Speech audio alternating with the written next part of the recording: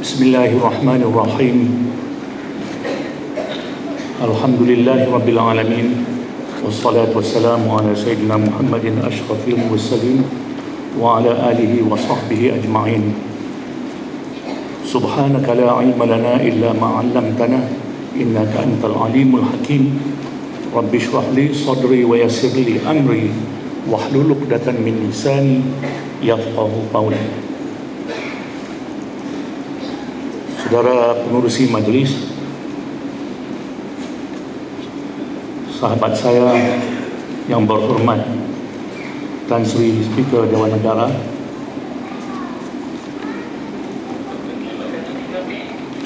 Saudara Presiden Muafakat, Saudara Ismail,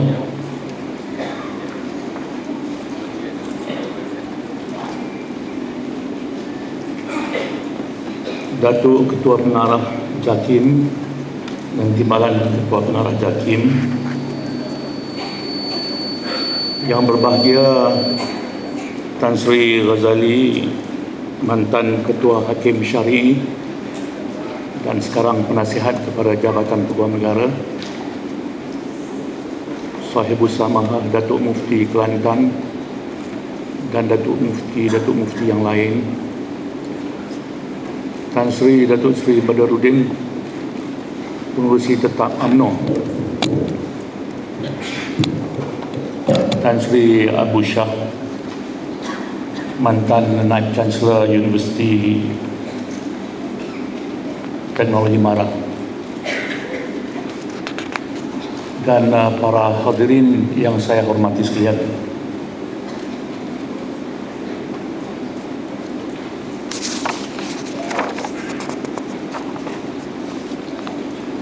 Segala puji bagi Allah yang telah berfirman antara lainnya bermaksud, dan sesiapa yang mencari agama selain agama Islam, maka ia tidak akan diterima daripadanya, dan ia pada hari akhirat kelak daripada orang yang rugi. Selawat dan salam atas Rasulullah yang antara lainnya telah bersabda, maksudnya setiap kini telah pun diperkatakan atau dibaca oleh yang berbahagia Tan Sri tadi, setiap daripada kamu merupakan pemimpin dan setiap kamu akan disoal tentang pimpinannya. Izinkan saya terlebih dahulu mengambil kesempatan ini untuk mengucapkan terima kasih yang tidak terhingga kepada Muafakat dan Jakim kerana menganjurkan seminar ini dan atas kesudian mereka untuk menjemput saya menyampaikan ucap tama pada hari ini. Daripada ucapan-ucapan yang telah lalu oleh speaker-speaker yang lalu,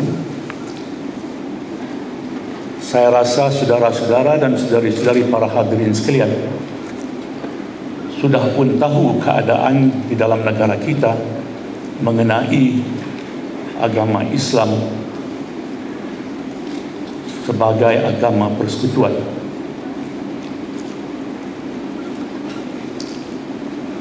Yang berbahagia Tan Sri Speaker Dewan Negara tadi telah menyebut mengenai perkara 3 ceraian 1 yang menjadi sumber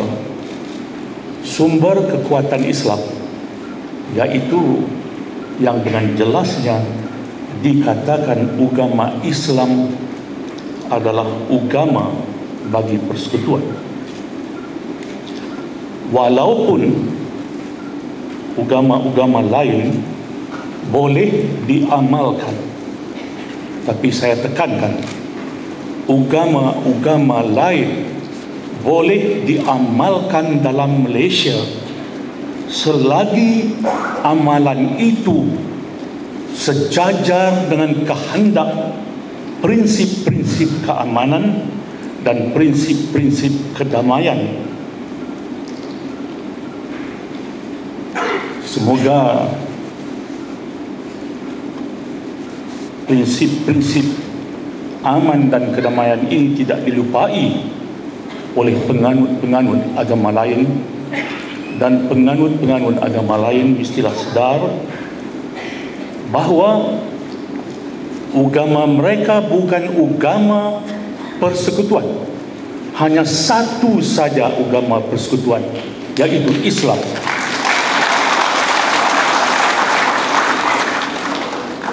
Berhati-hatilah kalau hendak menuntut kesamarataan.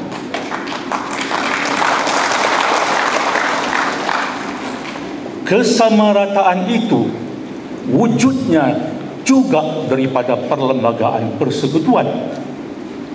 Tapi perkara 3 menegaskan bahawa agama Islam agama persekutuan. Sama rata mana boleh sama rata?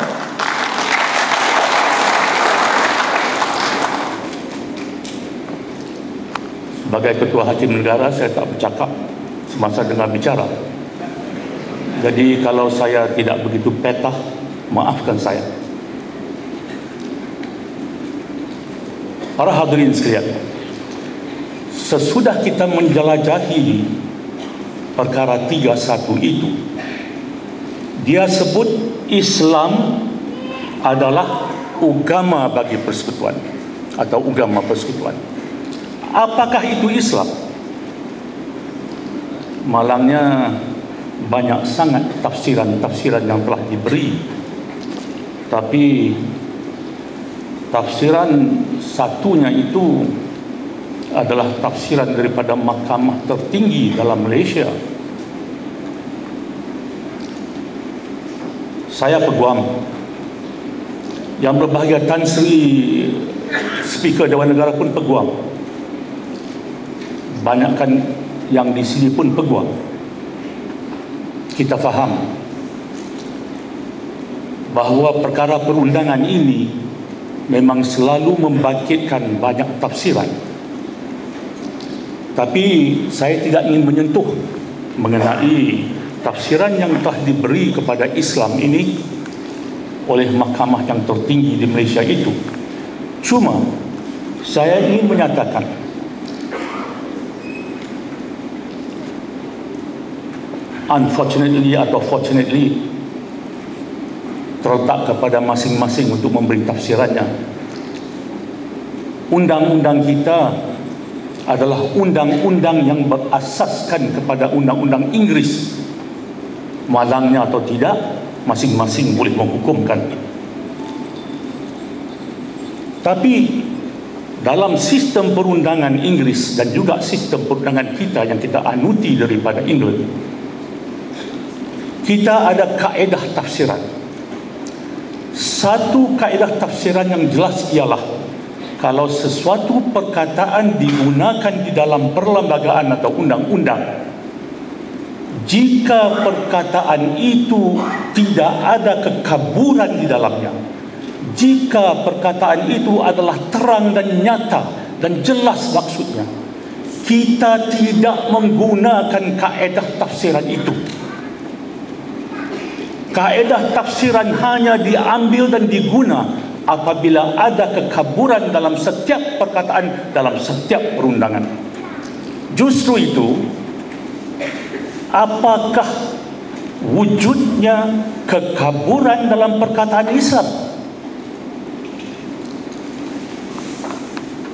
Justru itu, saya semasa saya menjadi Ketua Hakim Negara dan semasa saya membuat keputusan dalam kes Lina Hakim, saya katakan Islam itu bukan saja suatu himpunan dogma-dogma dan ritual-ritual, tetapi ianya juga suatu cara hidup yang lengkap, merangkumi semua bidang aktiviti manusia, persendirian dan awam, perundangan, politik, ekonomi, sosial, budaya, moral atau kehakiman atau perundangan dan sebagainya. Tafsiran ini diguna di dalam kes yang diputuskan oleh mahkamah yang tertinggi di Malaysia. Tapi tafsiran lain pula diambil dengan menggunakan kaedah tafsiran. Saya telah katakan tadi mengenai kaedah tafsiran. Sekarang saya akan menunjukkan bagaimana perlembagaan persekutuan itu sendiri memartabatkan Islam sebagai agama persekutuan. Saya rojok kepada perkara 3 ceraian 2 hingga 5 yang dengan jelasnya mengisytiharkan bahawa Yang di-Pertuan Agong dan Raja-Raja Melayu adalah ketua agama Islam di tempat masing-masing. Ini meninggikan martabat Islam kita. Perkara 11.4 pula memberi kuasa untuk membuat undang-undang bagi mengawal atau menyekat pengembangan apa-apa doktrin atau kepercayaan agama di kalangan orang yang menganuti agama Islam. Lihat bagaimana perlembagaan itu sendiri telah melindung penganut-penganut Islam dan memberi kuasa supaya mereka dilindungi oleh undang-undang. Perkara 12.2 Perlembagaan Persekutuan memberi hak kepada institusi-institusi Islam dan memberi hak pada pihak kerajaan untuk membiayai dan menyenggara institusi-institusi Islam ini. Itu suatu lagi perbuatan untuk memartabatkan Islam sebagai agama negara. Perkara 37 pula memerlukan Yang di-Pertuan Agong apabila mengangkat sumpah jawatan menyatakan wallahi wabillahi watallahi, maka dengan lafaz ini berikrarlah kami dengan sesungguhnya dan dengan sebenarnya mengaku akan taat setia pada menjalankan dengan adilnya pemerintahan bagi Malaysia menggunakan Islam untuk menjaminkan bahawa Agong dan Raja-Raja Melayu akan taat setia dalam menjalankan dengan adilnya pemerintahan dan memeliharakan. Ini yang paling penting, Agong dan Raja-Raja Melayu juga berikrar mengaku dengan sesungguhnya dan dengan sebenarnya memeliharakan pada setiap masa agama Islam dan berdiri tetap di atas pemerintahan yang adil dan aman di dalam negeri. Kita boleh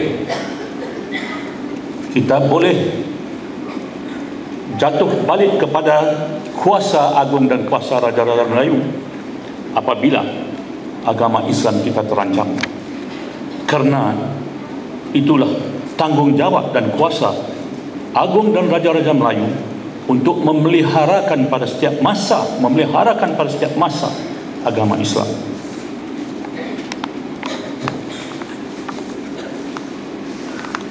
Sekarang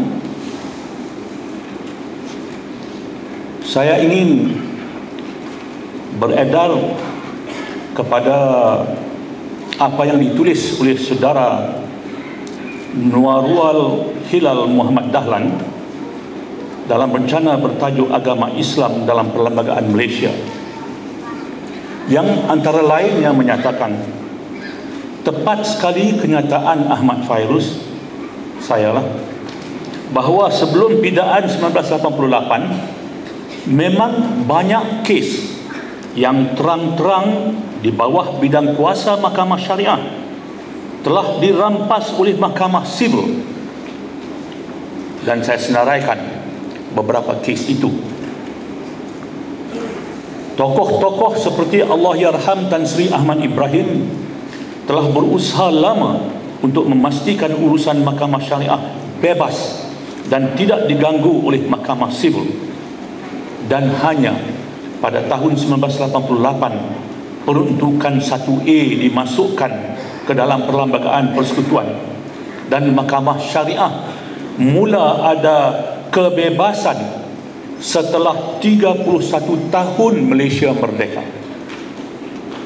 Daripada sejak kita merdeka sampai 31 tahun kita berusaha dengan sabar untuk memartabatkan Islam sebagai agama negara, dan barulah berjaya pada tahun 1988 untuk memberi kuasa mutlak kepada mahkamah syariah dalam hal-hal syariah. Suatu lagi peruntukan dalam mahkamah persekutuan, dalam perlembagaan persekutuan, ialah untuk mengecualikan undang-undang Islam daripada kuat kuasa undang-undang yang diwujudkan masa darurat. Hinggakan masa darurat sendiri pun agama Islam dilindungi oleh Perlembagaan Persekutuan. Perkara 150 Ceraian 5 menyatakan, Ceraian 6E pula menyatakan yang kuasa atau kuasa darurat tidak boleh memperluaskan kuasa parlimen mengenai apa-apa perkara hukum syarak. Yang ni Speaker Dewan Negara sudah tentu tahu dalam hal ini. Nak buat undang-undang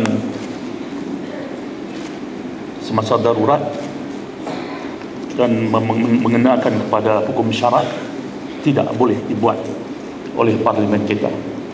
Itu satu lagi martabat Islam sebagai agama negara. Dan berhubung kait dengan ini, pada 5 hari bulan April 2010, Datuk Zainal Rijal Abu Bakar yang menulis asas tajuk perundangan Islam dilindungi perlembagaan menyatakan Profesor Datuk Dr. Shad Salim Faruqi berkata hak yang diperuntukkan dalam Perlembagaan Persekutuan boleh dibahagikan kepada beberapa kategori. Salah satu kategorinya ialah dalam hal darurat yang saya sebutkan tadi. Seterusnya beliau mengatakan natijah daripada kedudukan tinggi Islam ini, sewajarnya jika ada pertelengkahan antara undang-undang Islam dan undang-undang lain, maka tafsiran yang memihak kepada undang-undang Islam hendaklah dipakai. Begitulah para hadirin sekalian dimartabatkan oleh Perlembagaan Persekutuan sendiri Islam sebagai agama persekutuan. Saudara Nur Azam Syairi dalam rencana bertajuk Perlembagaan Persekutuan Melindungi Kedudukan Islam di Malaysia menyatakan keutamaan kepada agama Islam itu pun bukanlah semata-mata kerana kedudukannya yang diberikan melalui artikel 3, tetapi ia dikukuhkan oleh peruntukan-peruntukan lain yang digubal dalam perlembagaan itu sendiri. Sekarang saya ingin menunjukkan kepada para hadirin sekalian mengenai dua peruntukan undang-undang yang menjadi kontroversi, iaitu Seksyen 3 dan Seksyen 5 yang mewajibkan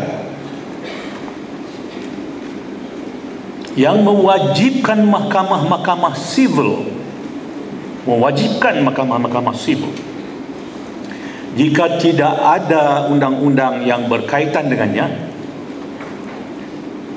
mahkamah-mahkamah ini hendaklah mengguna pakai Common Law of England and Rules of Equity seperti yang ditadbirkan di England pada berapa hari bulan?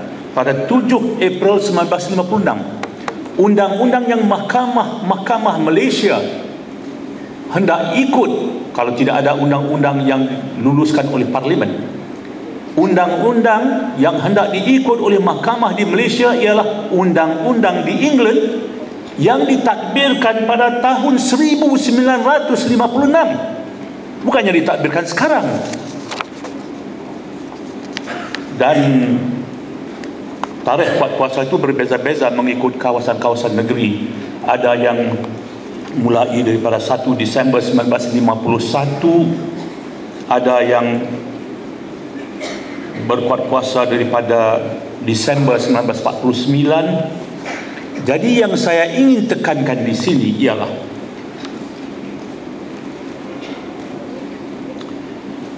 ternyata sekalilah dengan wujudnya undang-undang sebegitu,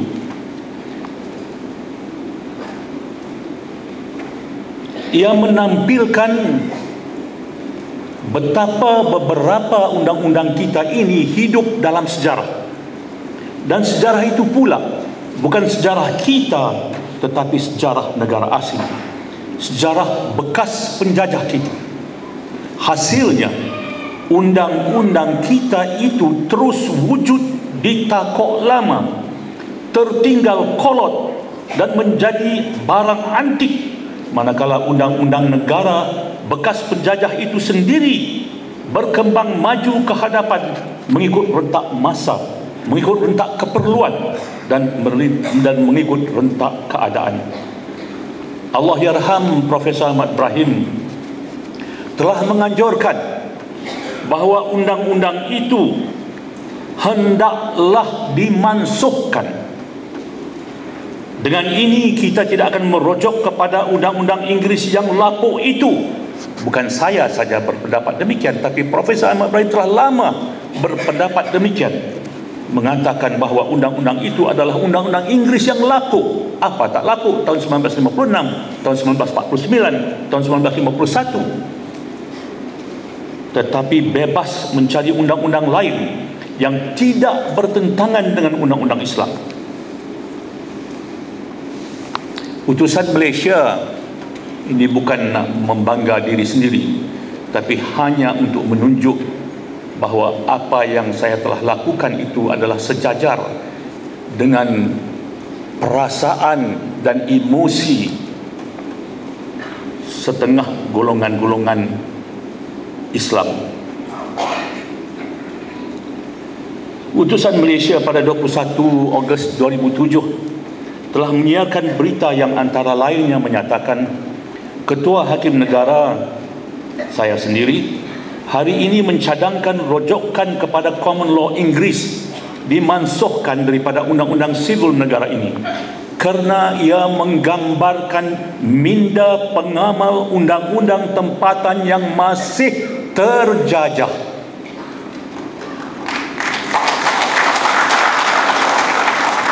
Saya ingat para peguam tidak boleh, para peguam Islam yang mempunyai kesedaran yang sama, tidak boleh menafikan. Tidak boleh menafikan kalau kita biar undang-undang ini diteruskan, maka selama itulah kita di bawah apa dikatakan kata di bawah tempurung. Ini kita di bawah tempurung penjajah. Sudah 50 tahun kita merdeka. Sudah 50 tahun kita terlepas daripada cengkaman penjajah. Tetapi undang-undang ini masih kekal dalam perundangan kita. Apakah ini petanda bahawa Common Law Inggeris itu adalah undang-undang yang paling baik di dunia? Saya menafikan. Saya tidak bersetuju, dan saya menafikan semasa saya menjadi Ketua Hakim Negara lagi. Saya tidak mengaku bahawa Common Law Inggeris itu adalah undang-undang yang paling baik di dunia. Tapi ada orang Islam yang mengaku. Ada orang Islam yang masih lagi menyanjung tinggi Common Law of England. Dan ada juga peguam-peguam kita yang bukan Islam, sudah tentulah menyanjung tinggi Common Law of England, dan mereka akan tetap membela perundangan itu. Apakah ini petanda bahawa pakar undang-undang kita masih di bawah tempurung penjajah? Beliau menambah, mungkin juga sudah tiba masanya untuk memartabatkan undang-undang Islam bukan saja dalam perundangan negara tetapi juga perundangan antarabangsa.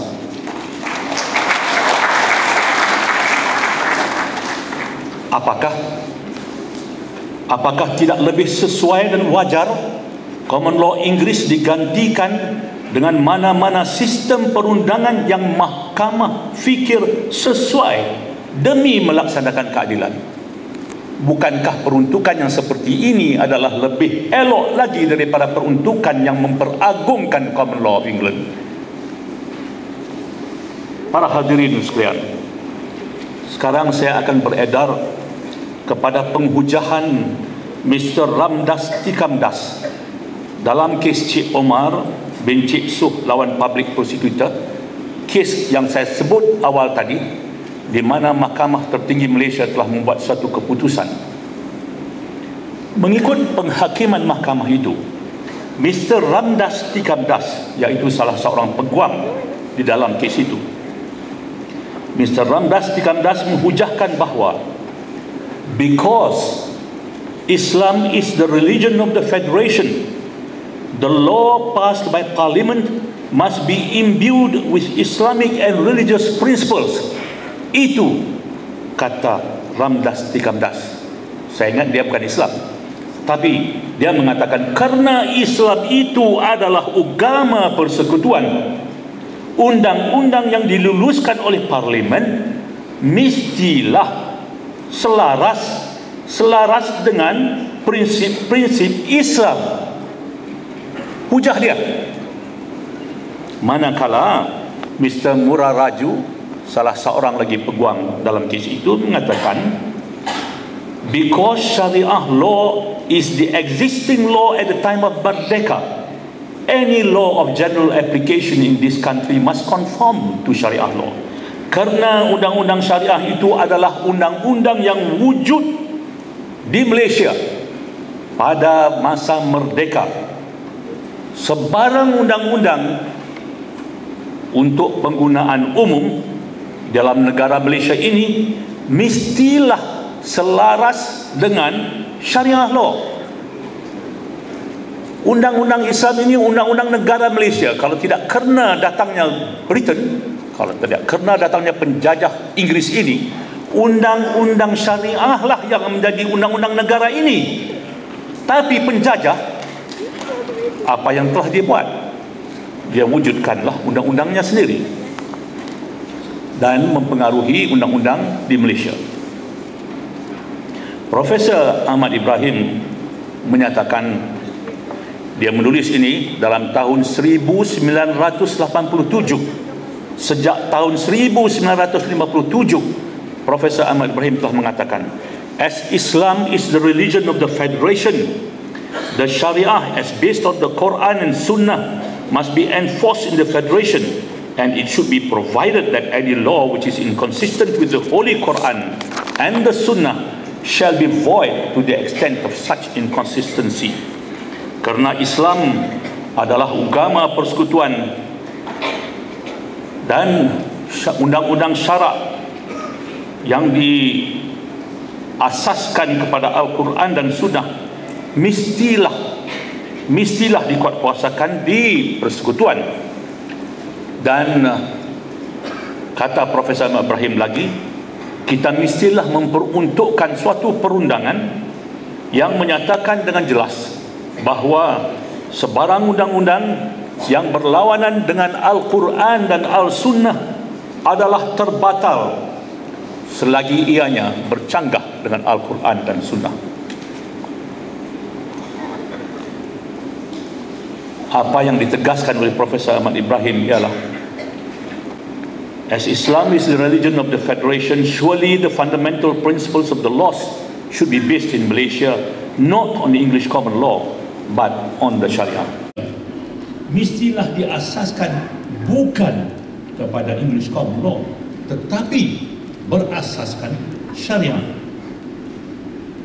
Mantan Hakim Besar Melaya yaitu Allahyarham Tan Sri Hashim Yutsani telah menyatakan bahawa Article 3 of the Federal Constitution is very clear and it cannot be misinterpreted anymore that the religion of the Federation is Islam.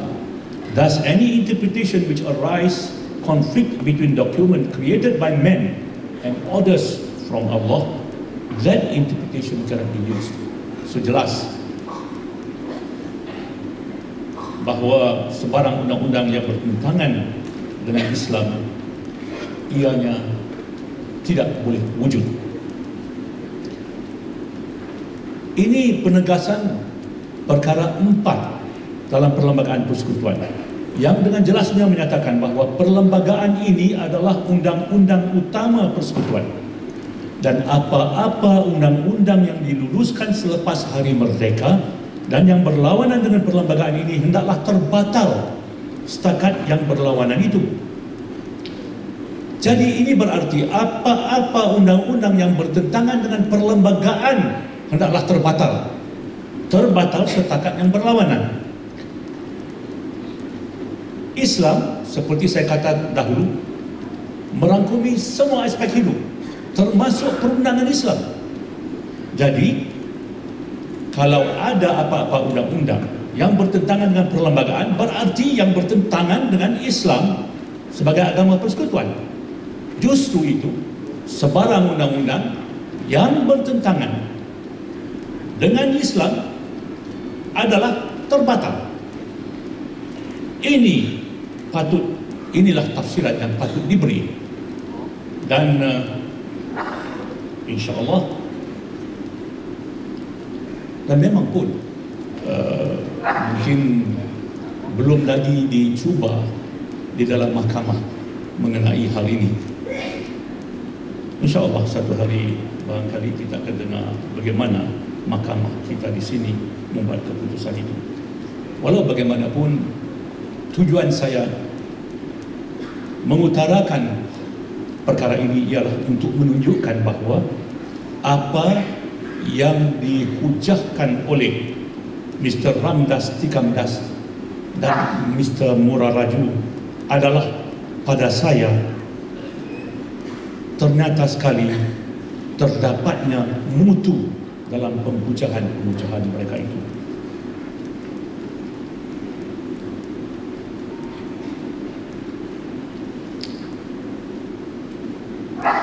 Dalam hal undang-undang yang bertentangan ini, saya ingin sekali lagi merujuk kepada Allahyarham Tan Sri Profesor Ahmad Ibrahim yang menyatakan dalam rencananya bertajuk Kedudukan Islam dalam Perlembagaan Malaysia. Beliau menyarankan seperti berikut. Sayangnya masih terdapat banyak undang-undang di Malaysia yang bercanggah dengan undang-undang Islam yang diluluskan dari zaman penjajah. Akan tetapi usaha boleh diambil untuk memindah undang-undang itu supaya dia selaras atau tidak bertentangan dengan undang-undang Islam. Mungkin ini telah dimudahkan kerana kita dapati undang-undang di England pun telah banyak diperbaharui supaya lebih dekat kepada undang-undang Islam.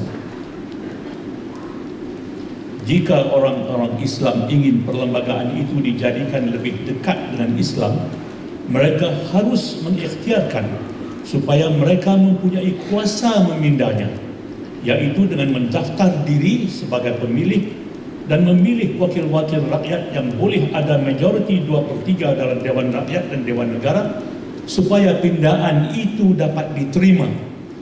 Inilah perlunya kita sepakat supaya kita boleh mencapaikan hasrat bangsa, agama dan negara kita. I take off my hat to the late Professor Ahmad Ibrahim. Ini dia menjelaskan begitu. Kalau kita perlu ada 2/3 untuk memindah undang-undang dan memberi martabat yang tinggi kepada Islam sebagai agama persekutuan. Tapi arwah Profesor Ahmad Ibrahim juga ada berkata, Langkah ini tidak boleh diambil tergesa-gesa, tetapi hendaklah orang Islam sendiri mempelajari dan meyakinkan ketinggian taraf dan keindahan undang-undang Islam itu. Kita harus meyakinkan diri kita sendiri dan orang-orang lain di Malaysia bahawa undang-undang Islam itu adil dan saksama. Kita harus mempelajari undang-undang Islam itu dan berikhtiar dan berijtihad jika perlu untuk menjadikan undang-undang Islam itu undang-undang kebangsaan di Malaysia. Tetapi katanya ini adalah langkah permulaan saja dan banyak lagi langkah harus diambil untuk menghilangkan sangka buruk terhadap undang-undang Islam dan mengiktiraf dan menghormati undang-undang Islam di Malaysia. Inilah saya agak pihak muafakat sedang mengambil tindakan, dan inilah kerana inilah maka muafakat telah mengadakan seminar ini pada hari ini.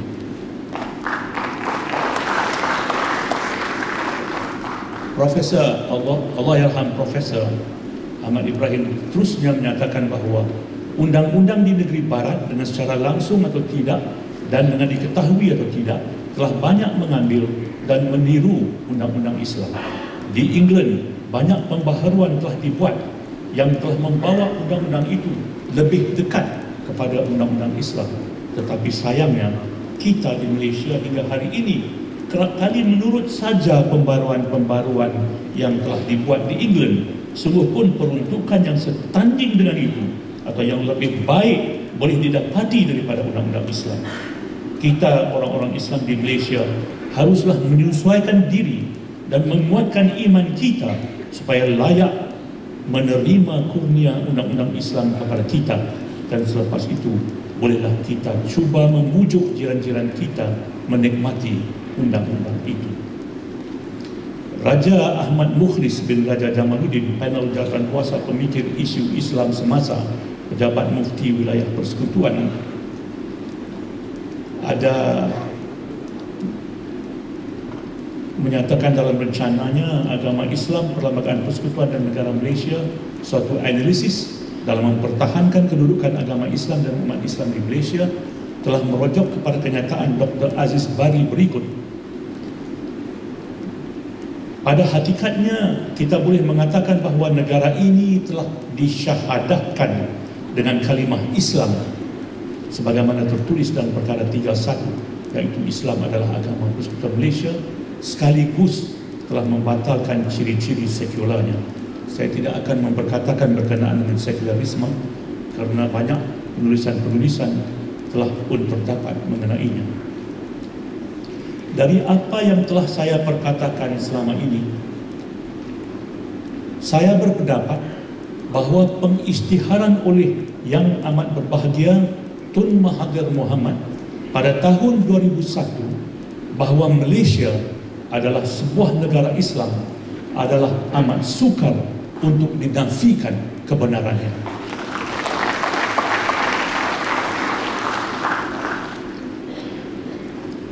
Islam Online pada 7 hari bulan Disember 2012 telah menyiarkan suatu berita yang antara lainnya menyatakan sedemikian.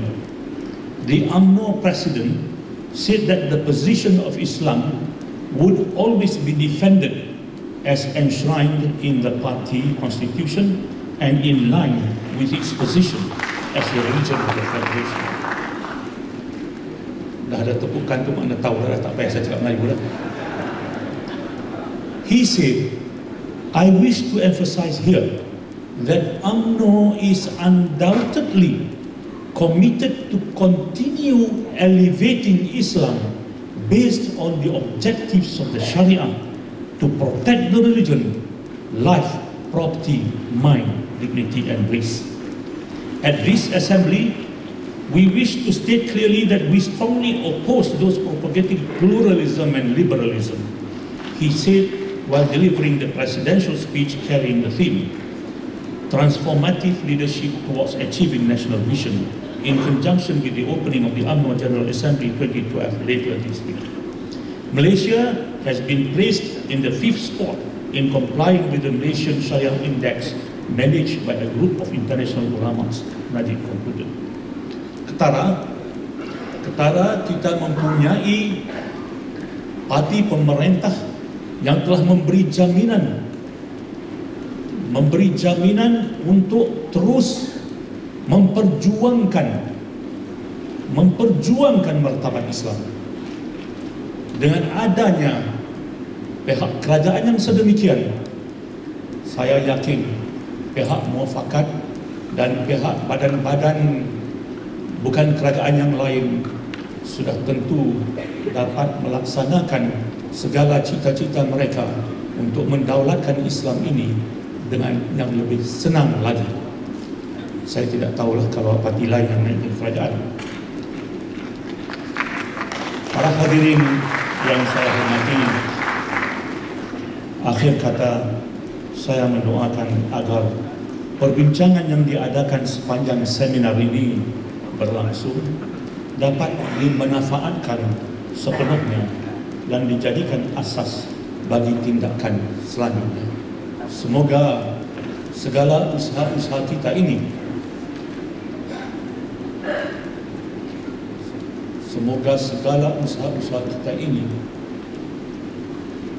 dirahmati Allah dan diterima oleh Allah Subhanahu wa taala. Wabillahi taufiq wal hidayah. Wassalamualaikum warahmatullahi wabarakatuh.